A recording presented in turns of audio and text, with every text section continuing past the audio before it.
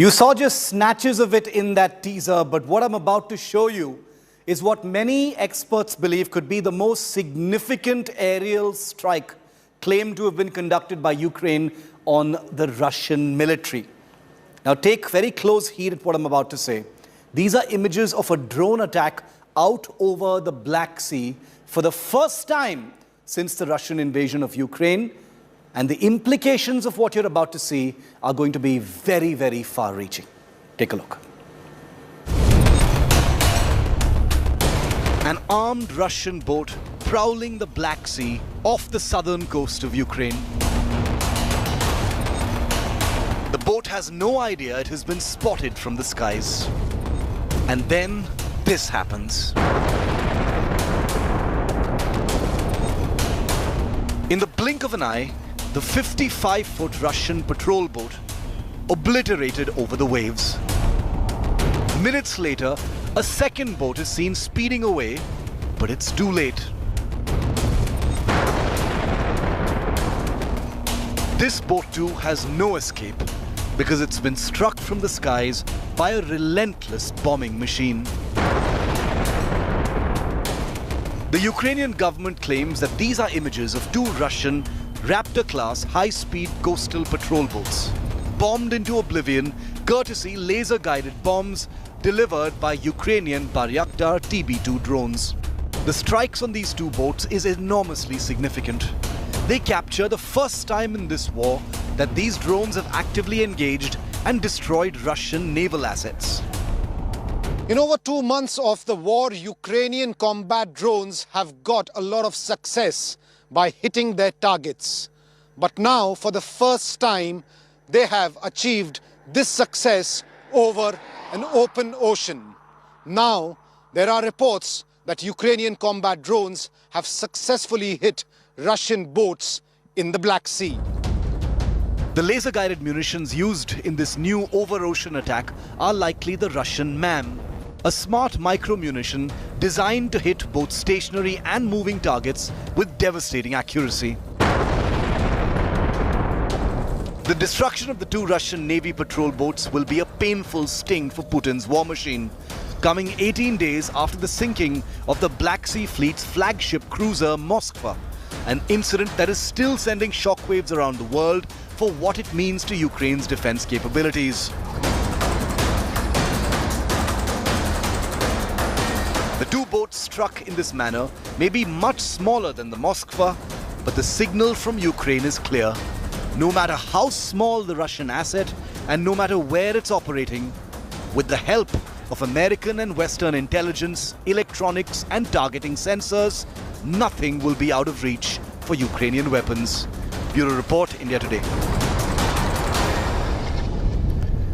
Just think about that for a second. Huge, big cruisers and battleships are vulnerable. That's understandable. But even these small 50-foot patrol boats of the Russian Navy are not off limits to Ukrainian airstrikes, is what this footage has confirmed. And it has sent shockwaves right across the region. Because even in these small ships, small boats which can usually escape this kind of thing are going to be vulnerable to attacks. But how do laser-guided attacks of this kind actually work? Let me just break it down for you a little bit so it's understandable.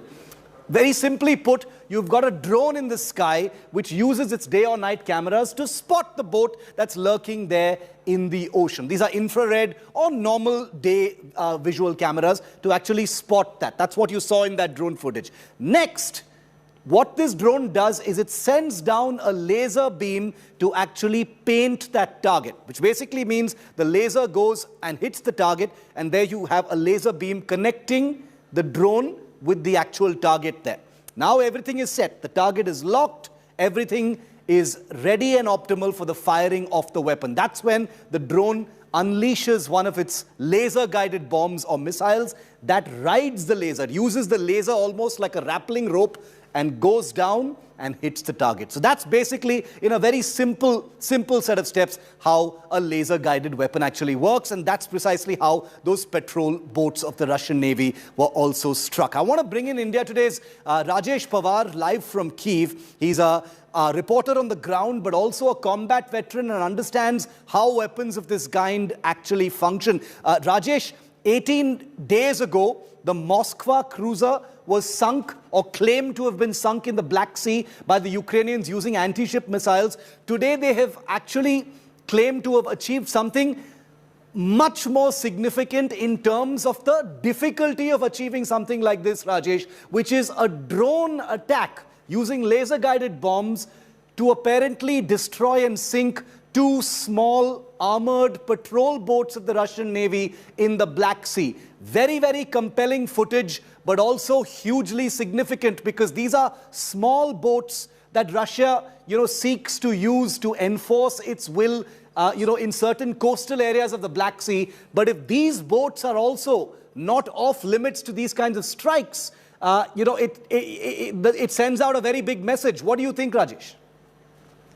Shiv, first of all, congratulations to you for winning that award of being the best anchor. And it was really nice to hear that.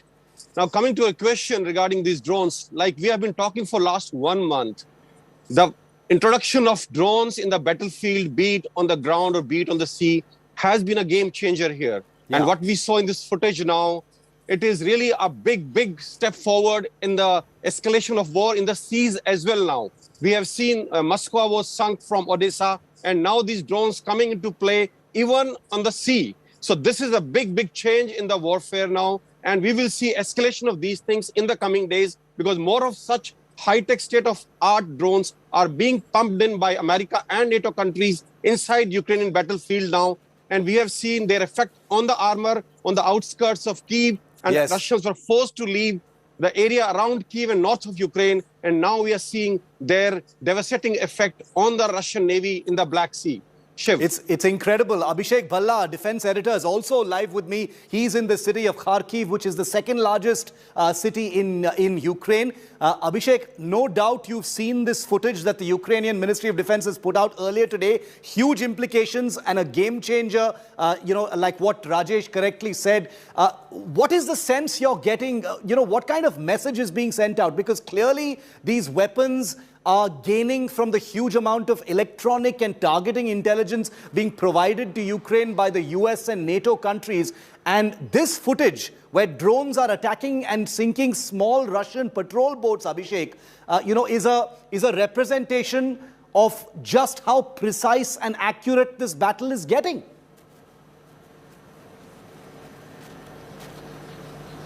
Shiv, first and foremost, these combat drones have been extremely critical when it comes to hitting ground targets. And, that's been quite fatal for the Russian forces when they came into Ukrainian mainland. And if these are now going to be used against naval assets, this is then going to completely change things in this battle because these naval assets, are very critical as far as a deterrence role is concerned for the Russian forces. They have long-range missile strikes that can hit not just land targets in Ukraine, but also other NATO countries. And if they are going to be taken down, first it was the Moscowva, and now these two Russian patrol boats.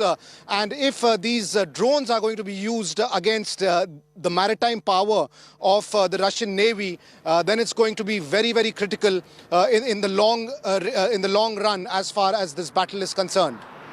Rajesh, do you see more usage of such drones, such combat drones? We do know that, the United States has been supplying some new types of drones, to the Ukrainian military. But is there are you seeing a much more scaled up use of such drones? Because it is clear that they're working for the Ukrainian side. Look, Shiv, Ukraine has been under a naval blockade ever since this war started 2 months back. Ukraine was completely blockaded by the Russian Navy and nothing could enter Ukraine from the sea. This is what we have seen in last 2 months. And Ukraine desperately needs some avenues to bring this equipment, which is coming from America and NATO countries, to the front lines.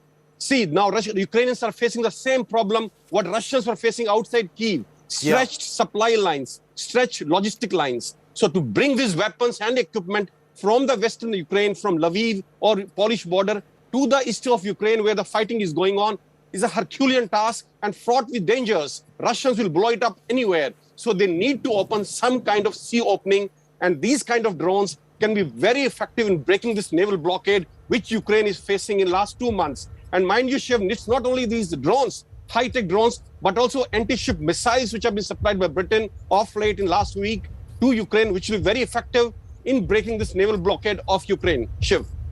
Rajesh and Abhishek, thank you very much for joining us on the latest on this story. We're going to look out very carefully at how this story goes. But, you know, if it had to boil down to one thing, the drone in question that has apparently achieved this incredible task of accurately targeting, tracking and destroying 2 small Russian patrol boats in the Black Sea, then it's a huge statement about the technical abilities of what Ukraine is able to do with Western help. Take a look at this tail of the Bayraktar TB2 drone. That's the flying vehicle that's been able to achieve all of this. But remember, this drone itself is nothing without the people operating it and the intelligence on which it is operating.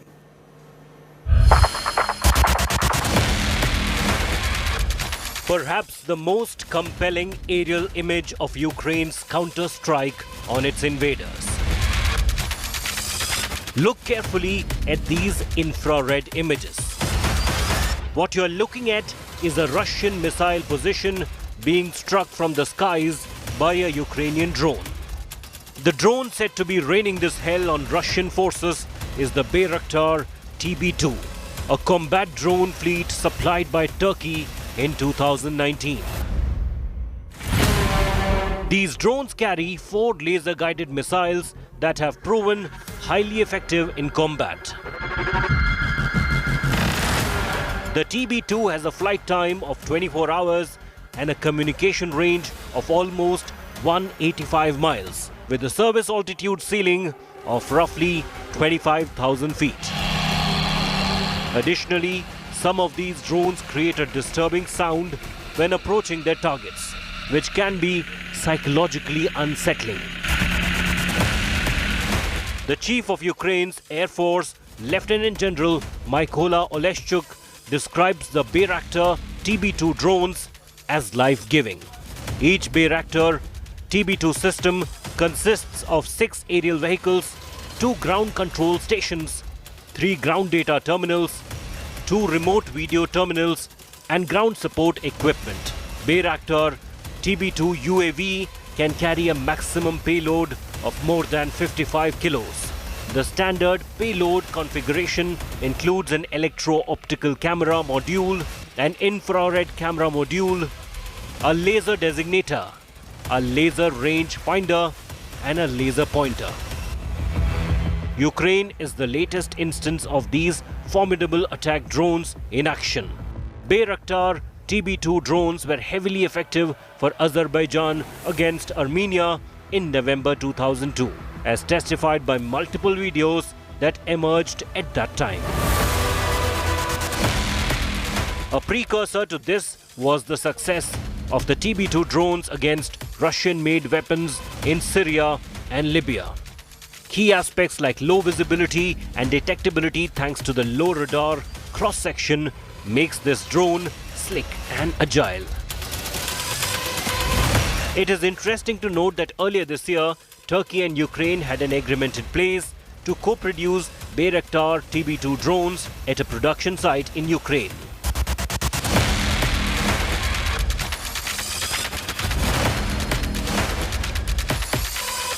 Ukrainian Defense Minister Oleksiy Reznikov told reporters in Kyiv that the co-production compound would also include a training center where Ukrainian pilots would be trained.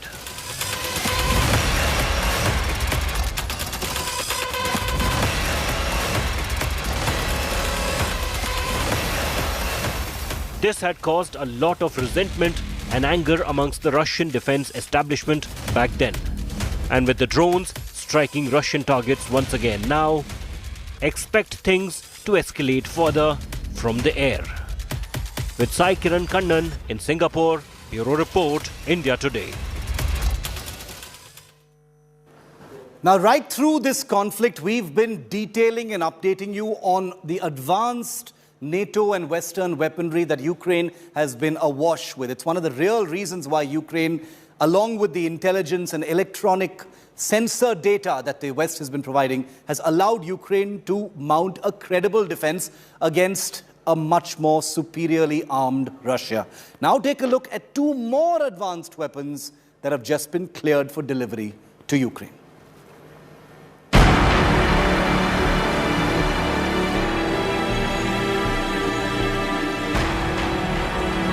Ukraine's fight back. Its monumental homeland defense for over 2 months has overwhelmed world headlines. A former Soviet state, flooded with Western weapons to take on a gigantic invader, has come to define a reloaded Cold War amidst the heat of a very real battle.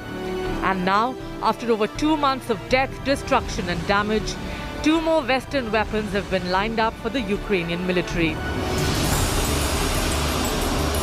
The United States has just cleared consignments of M777 155mm ultra-light artillery guns for Ukraine.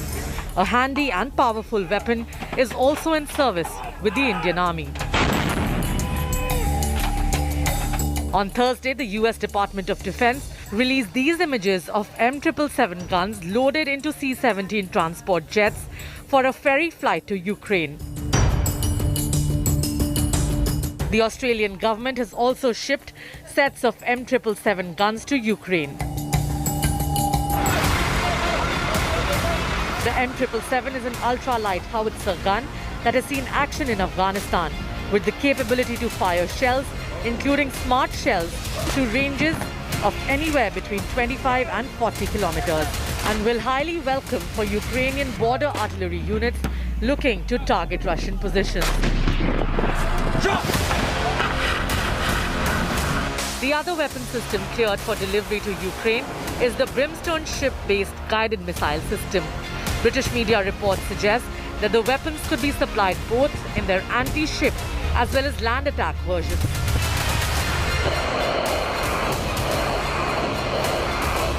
The missile could pack formidable close-in punch on small ships and boats in the Black Sea, a theatre where the Ukrainian military scored the mother of all kills recently with the claimed sinking of Russia's Moscowva cruiser.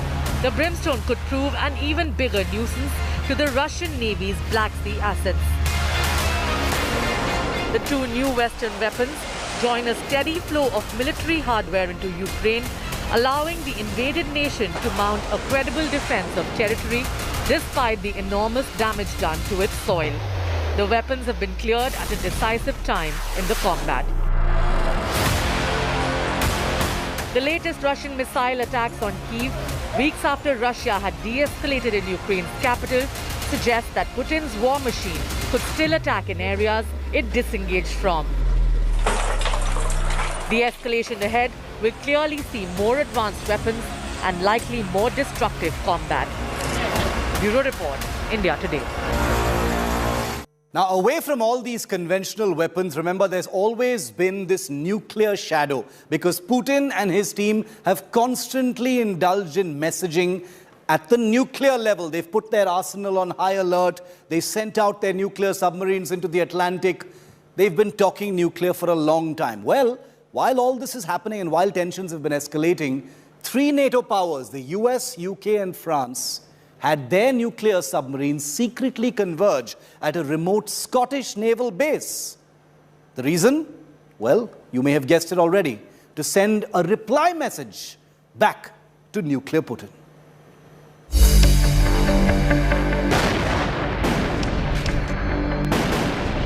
The 3rd month of this war, and Putin's war machine shows no signs of really pulling back.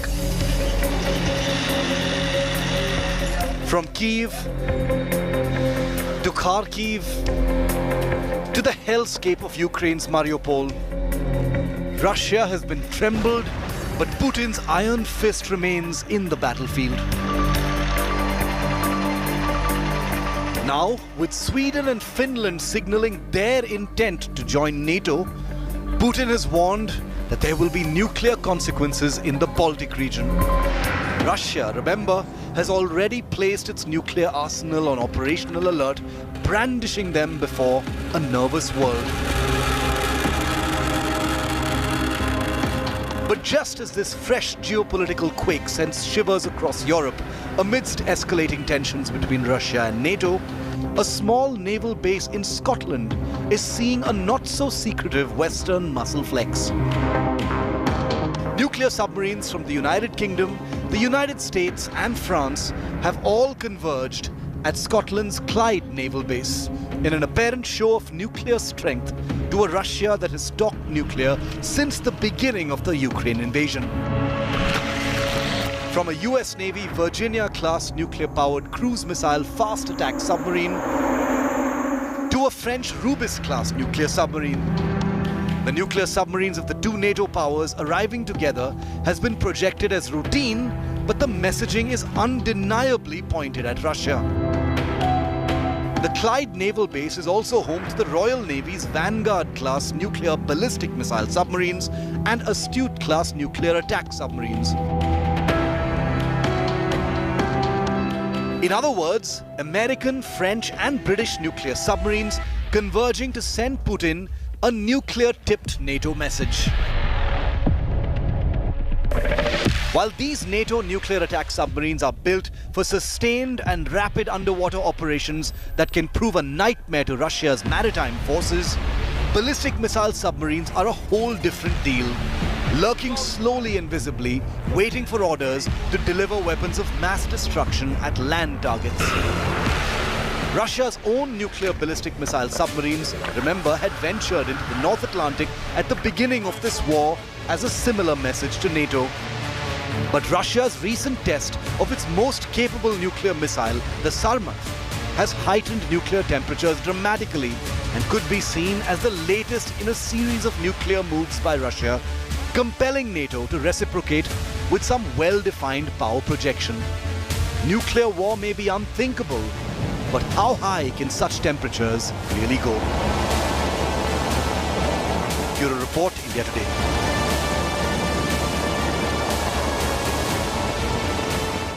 And while all that nuclear messaging to and fro between Russia and NATO is going on, remember that on the ground in Ukraine, the damage is very, very tangible and visible. Let's take you now to the city of Melitopol, near Zaporizhia, which houses Europe's largest nuclear plant. It's in Ukraine, where India Today's Geeta Mohan reports on a city where the last symbols of Ukraine have been expunged under Russian control.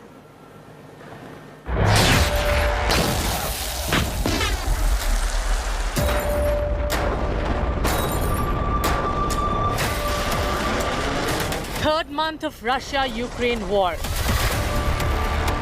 Amid continuous assault on Ukrainian cities, Russia is reminding its captured Ukrainian territories the feel of Soviet-era rule, wiping out last remaining symbols of Ukraine. One such instance can be witnessed at the Freedom Square in captured Melitopol.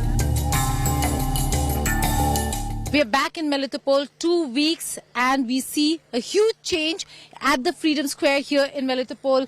You can see the communist flag going up where once the Ukrainian flag flew proudly. Below it you can see the ribbon of George, which represents military valor and is a symbol and sign for Russia and Russian military prowess.